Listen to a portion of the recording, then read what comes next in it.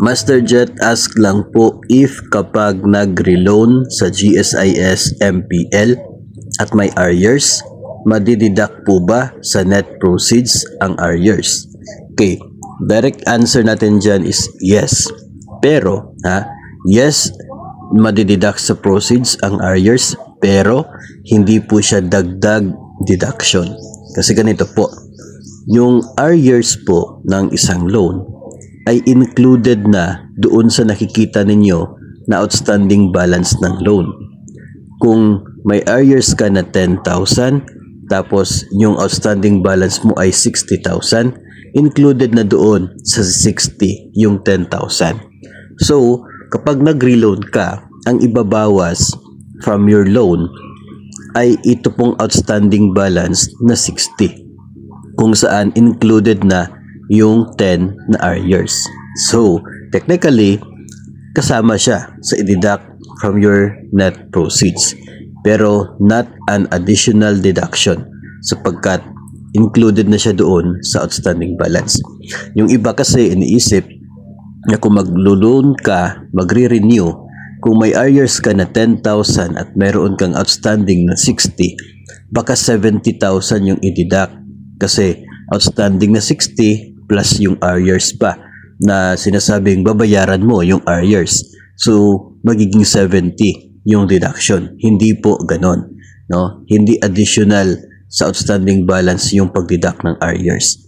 Kasi siya mismo ay included na doon sa outstanding balance ng loan. So, sinasabi, babayaran mo yung arrears mo kapag nag-renew ka, nag-reloan ka. Totoo po.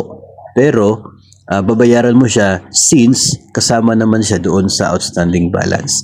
So, wag po kayong mag-alala, no, na ganun po ang mangyayari.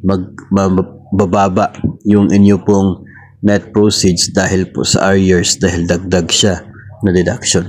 Ang problema lamang po, kapag nag-renew ka ng loan na may arrears, tapos yung naka-reflect na arrears ay supposedly ay remitted kasi nga nakadeduct sa sahod mo. Doon po yung problema. Kasi nakadeduct sa sahod mo, hindi pa na-remit, tapos ni-renew mo. So parang nagbayad ka through yung salary deduction, tapos binayaran mo pa through renewal.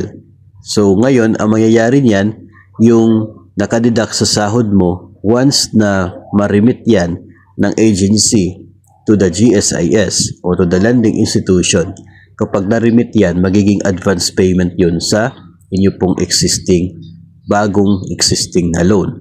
O kaya ay pwede po ninyong request ng refund. Pero hindi po magre-refund si GSIS kung hindi naman po dumating sa kanila yung remittance doon sa nakadeduct sa sahod mo.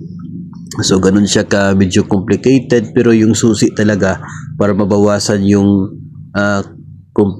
complexity, no, ng scenario na yon, dapat on time talaga yung remittance para yung makikita ng mga borrower ay updated na balanse ng utang.